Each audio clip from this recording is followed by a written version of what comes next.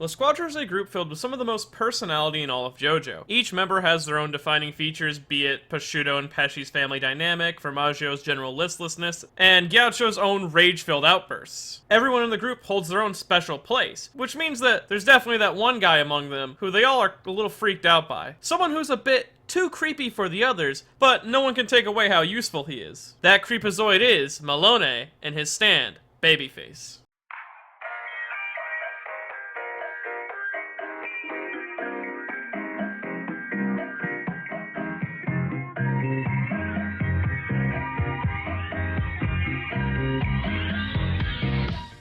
Melone is one of the most eccentric members of La Squadra, as he appears on the surface to be a very professional and well-mannered person, but below that surface-level facade you have the creep who can skeeze out even professional hitmen with his antics. And then if you go even lower than that, you reach Melone's true colors, his colder and more psychopathic nature. Though before we get too into that, we should understand the meaning behind his name first. Melone's name is actually pretty simple. It is melon in Italian, though the reason Araki gave him the name Melone is more important, as melons, especially in Asian cultures, are a symbol of fertility and pregnancy, with its round shape being interpreted as a round belly. Along with the seeds being stored in the middle of the melon is seen as an interpretation of a bundle of healthy children, thus the fertility symbolism. Now, the sexual nature of Melone's name's meaning is linked to multiple parts of his character. First, of course, you have Melone's very open sexual nature, shown both in his use of the Kama Sutra, and of course when he licks the hand of the woman who slaps him. David Pro even reinforced this aspect of his character in an anime original scene involving the crew altogether before the events of Part 5. Now, this openness about his hobbies is likely linked to Melone's character design, or at least was the inspiration for said character design. As Araki says in the JoJo Veller, he based part of Melone's masks off the masks worn during the Carnival of Venezia. These masks allowed people of all classes to dress as they like instead of having to follow the clothing laws of Venezia. Though some use these masks correctly, others use the anonymity to perform crimes without fear of being traced. This aspect of the masks fits quite well with Melone's profession. Though what makes him different from other perverted characters is instead of being driven by selfish lustfulness, Melone is more interested in someone's fertility. This reason being is Melone views his future partners almost like a farmer views cattle, examining them and their belongings both physically and mentally, using his knowledge of many different pseudosciences like blood type personalities and horoscopes to try to get the perfect match for what he needs for his stand,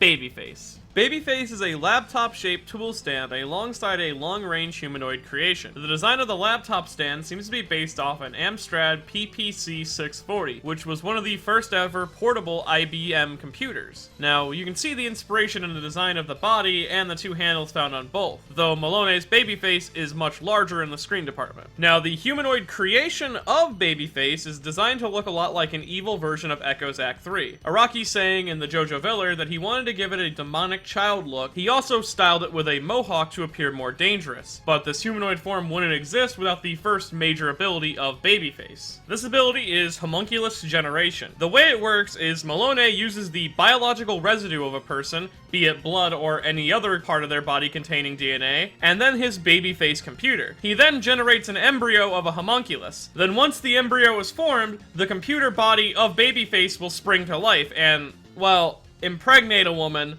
that Melone has selected. She will then grow and unknowingly teach the child how to act. All the while Melone can give lessons of his own and keep updates on the baby from his computer. Along with this, the computer of Babyface isn't just a homunculus generator. It also just acts as a regular computer, with the ability to keep data on everything that Babyface's offspring has done and recording it in sort of a text-based adventure type of way. Melone can also use the camera that's built into the machine alongside a microphone to communicate with the offspring and teach it new things. Melone uses this ability of Babyface to teach the child to achieve specific goals, like killing a certain group of people or capturing a specific person. This gives the creation a single-minded objective to constantly work towards in its best way possible. Though if the child is educated poorly, it could go rogue and stop listening to Melone's orders. Though at the stage in which it can start to refuse Melone is at the stage of life which it takes its own form, and becomes its own humanoid stand hybrid. The stats for this hybrid are A in destructive power, B in speed, A in range, A in durability, and for precision and developmental potential, it's all based on the homunculus's own maturity and education. Now, the homunculus has one ability of its own, this being matter manipulation.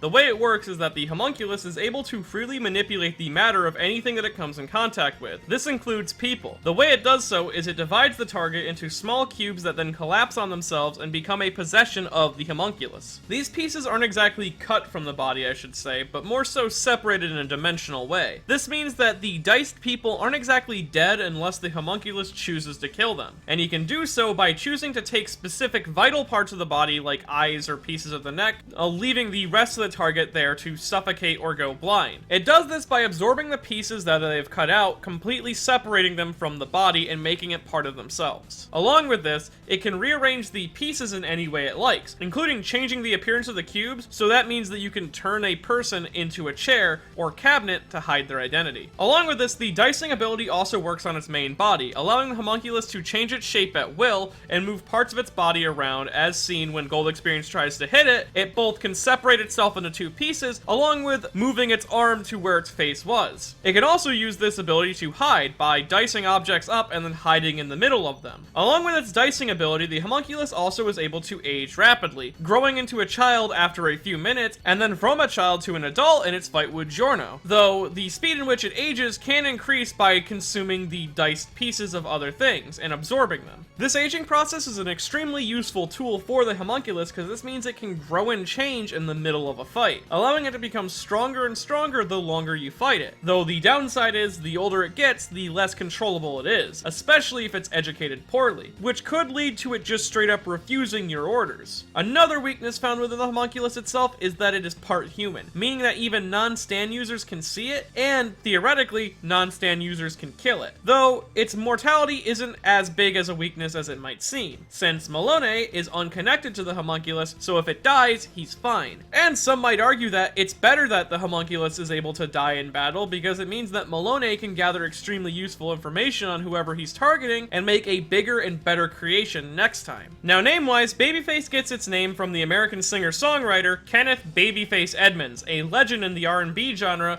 and during the run of Part 5 was on his third consecutive Emmy win for his music.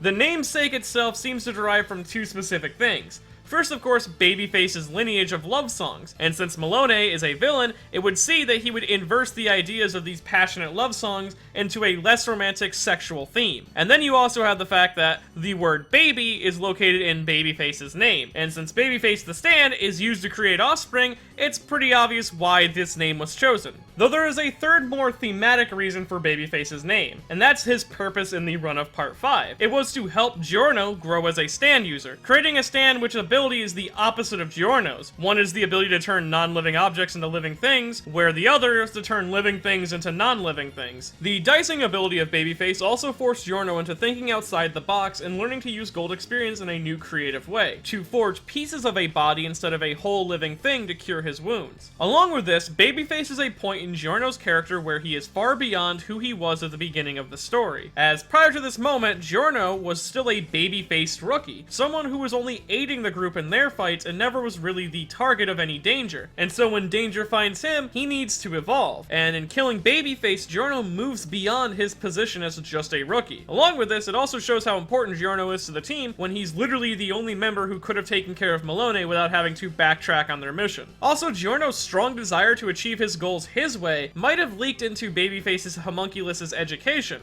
as it absorbed his throat and eyes, possibly creating the homunculus's rebellious nature, which caused it to mature quicker and abandon Melone to deal with Giorno his way, dying his own unique being instead of the tool of an organization, which is part of the themes of individualism inside of the core of JoJo and Part 5 itself. Now, of La Squadra, Melone is actually one of the most important members, as not only could he locate Diavolo if he got his hands on Trish, but he could also fight and pester the group from long distances without having to worry about himself, hence the reason why he's based off of the Masks of Venezia. And honestly, Melone's only downfall is his overconfidence and lack of information on Giorno, as this led to him not realizing that Giorno could track him back.